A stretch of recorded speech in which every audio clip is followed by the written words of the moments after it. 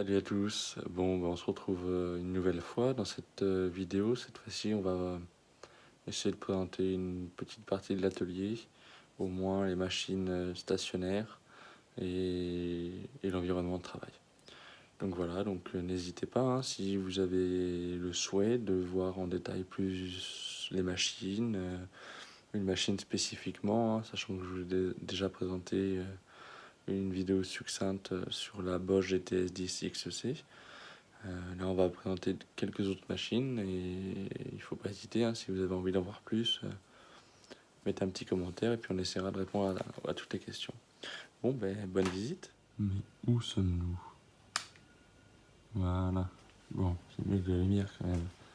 Alors, on est dans l'atelier, donc avec à l'entrée sur la gauche, on retrouve la table de défonceuse.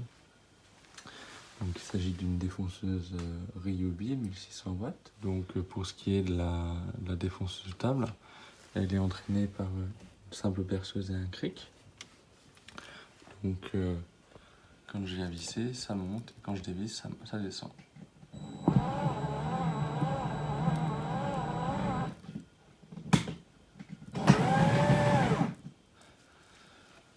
Voilà, c'est tout bête mais ça fonctionne plutôt bien. Alors ici, on a l'établi de ma fille avec ses outils. Ici, on trouve la cuve alimentaire 60 litres avec un système cyclonique Dust Commander DLX. Voilà, donc il est relié à un aspirateur Black & Decker 1400 watts.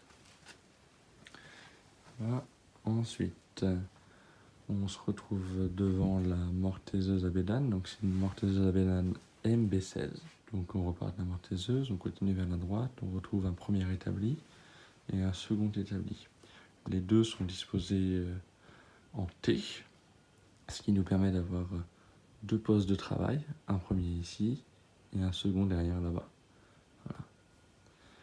Donc le premier établi sur la gauche est équipé d'un étau en fonte avec une largeur de 125 mm. Le second établi est équipé d'une presse de ma fabrication.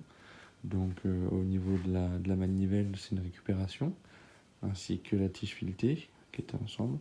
Et du coup, j'ai réalisé une presse d'établi.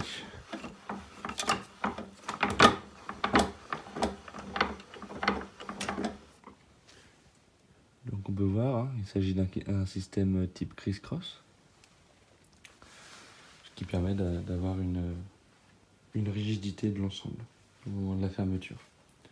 On continue, on retrouve ici la célèbre Bosch GTS 10 XEC. Donc vous pouvez retrouver sur ma chaîne une première vidéo, j'essaierai d'en faire une un jour.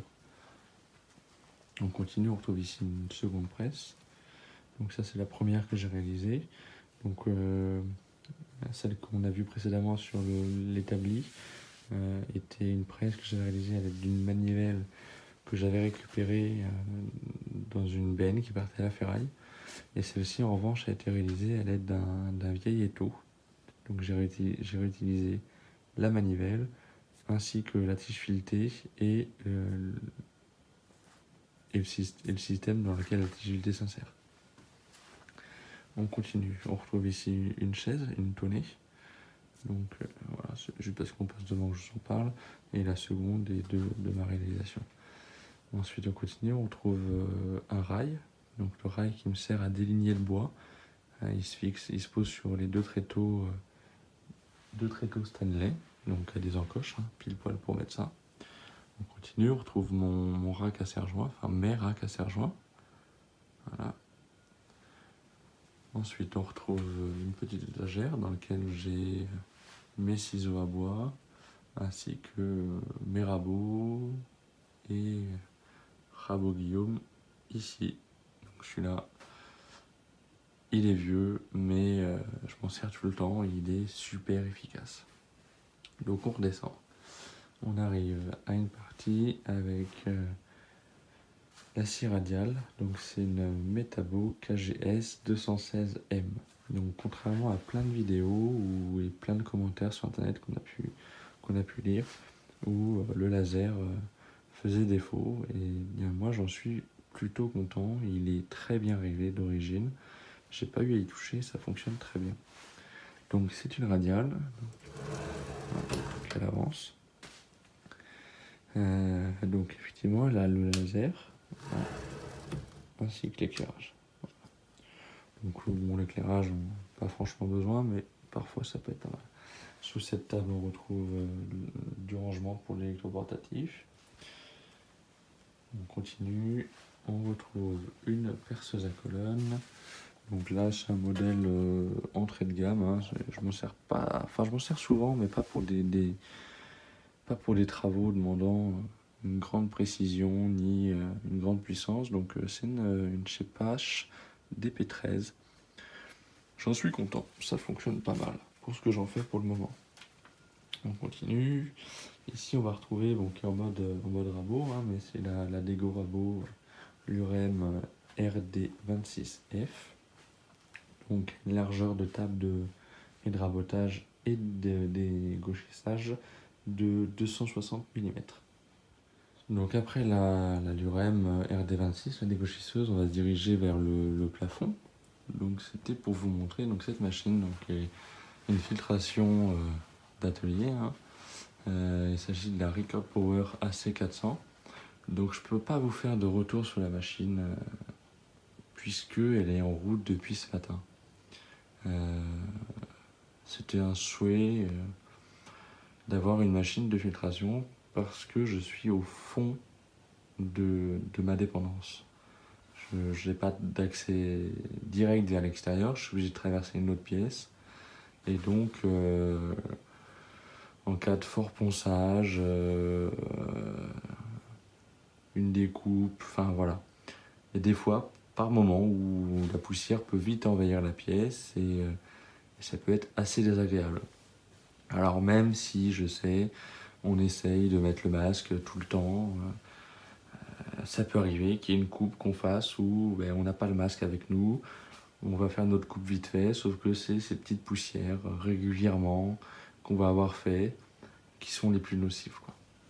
Donc voilà, le seul retour que je peux vous faire sur la machine aujourd'hui, c'est que c'est quand même assez bruyant. Bon, ça va dans un environnement de travail. Voilà, je vous la mets en route, donc là elle est au mini. Je pense qu'on va pas bien se rendre compte du bruit qu'elle fait, mais voilà, ça peut quand même donner une petite idée. Là elle est en mode niveau moyen, et ensuite je vais la passer au max. Voilà, donc on peut voir ici qu'on a un minuteur, donc 1 heure, 2 heures, 4 heures, et 3 niveaux de 3 intensités d'aspiration. Qu'est-ce que c'est que ça? Bon, pour finir, je me suis douté qu'en passant devant la dégauchisseuse, certains se demanderaient ce que c'est que ce système avec une bouteille. Bon, c'est du bricolage pour le moment. J'ai pas d'aspirateur à copeaux, j'ai que ma cuve avec le Dust Commander, et du coup, j'ai fabriqué sur toutes les machines un embout d'adaptation universel pour mon flexible d'aspiration. Voilà. Donc sur chaque machine, voilà, ça vient s'emboîter et se coincer. Donc voilà, ça fonctionne sur la dégauchisseuse, ça fonctionne sur la radiale. Vous voyez, hein, le système passe là et ressort derrière pour aller jusqu'à l'aspiration. Ça fonctionne sur la défonceuse sous table. Ça fonctionne également sur la GTS. Voilà. Et ça fonctionne aussi sur une partie de l'électroportatif. Bon, c'est juste pour l'anecdote, hein, c'est pas pour faire de pub à la marque Dio ou Dio, je sais pas comment on prononce, mais mon aspiration est commandée par cette télécommande. C'est-à-dire que l'aspirateur qui est là est branché sur une prise commandée qui est là, et lorsque j'appuie sur On, elle se met en route et lorsque j'appuie sur off, voilà, ça s'éteint. C'est plutôt pratique, ça permet d'aller partout dans l'atelier, de pouvoir mettre en route l'aspiration facilement. Je l'ai équipé d'un petit aimant, ce qui fait que clairement, hein, quand j'ai envie de la poser quelque part pour pas qu'elle s'en aille, voilà, elle est posée. Voilà, ça fonctionne pas mal. Donc voilà pour cette vidéo sur le petit tour de l'atelier, j'espère qu'elle vous aura plu. Si vous avez envie de voir une machine un peu plus spécifiquement, n'hésitez pas. Mettez un petit commentaire, j'essaierai de répondre. Et puis la prochaine fois, j'essaierai de faire un petit tour de l'atelier en utilisant les machines. Et j'essaierai aussi de faire des petites vidéos pour vous présenter un petit peu l'électroportatif que j'ai. Voilà, eh bien écoutez, à bientôt et merci encore.